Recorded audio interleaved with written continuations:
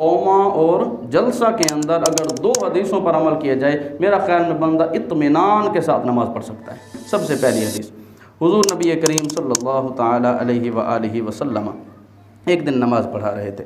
रुकू से सर उठाते हुए हुज़ूर ने इरशाद फरमाया, समी अल्लाहु लिमन हम्द, जैसे इमाम कहता है। सहाबा किराम ने रब्बना लकल हम्द कहा, और एक सहाबी रसूल थे हुज़ूर सल्लल्लाहु अलैहि वसल्लम के पीछे, उन्होंने ये कलिमात कहे, रब्बना वलकल हम्दु हम्दन कसीरन तय्यिबन मुबारकन फ़ी।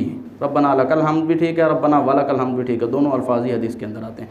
हुज़ूर सल्लल्लाहु अलैहि वसल्लम ने जैसे सलाम फेरा, हुज़ूर ने इरशाद में मनिल मुतकल्लिम, कौन बंदा ये एक्स्ट्रा कलिमात कह रहा था, इजाफी कलिमात जो आगे कह रहा था, हम्दन कसीरन तय्यिबन मुबारकन फ़ी, ये कलिमात कौन कह रहा था? साहबी रसूल फरमाते हैं, क़ाला आना, मैंने अर्ज़ की या रसूलल्लाह मैंने ये कलिमात कहे हैं। हुज़ूर ने इरशाद में, जब तूने ये इजाफी अल्लाह की हम्द की है कलिमात कहे हैं, रअयतु बिदअतन व सलासीना मलकन यब्तदिरूना अय्युहुम यक्तुबुहुमा अव्वलु। हुज़ूर ने इरशाद में, मैंने देखा 30 से ज़्यादा फरिश्ते दौड़ रहे थे और हर फरिश्ता ये चाहता था कि इसका सवाब जल्दी जल्दी मैं लिख लूँ।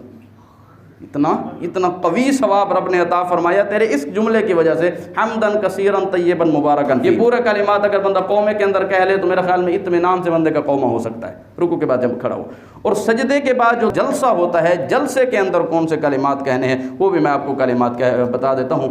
हुज़ूर अलैहिस्सलातु वस्सलाम से ये कलिमात साबित हैं। सजदों के दरमियान हुज़ूर अलैहिस्सलातु वस्सलाम पढ़ा करते थे, रब्बिग़फिरली रब्बिग़फिरली, ये कलिमात हुज़ूर से साबित है। और एक अगली हदीस के अंदर साबित है, रब्बिग़फिरली वरहमनी वजबुरनी वरज़ुक़नी वरफ़अनी, ये कलिमात भी साबित है। लेकिन ये चूँकि लंबे हो जाते हैं तो इसमें यह है कि अगर बंदा इमाम के पीछे है या इमाम खुद बना हुआ है तो इतने कलिमात रब्बिग़फिरली रब्बिग़फिरली 1.5 से 2 सेकंड लगते हैं।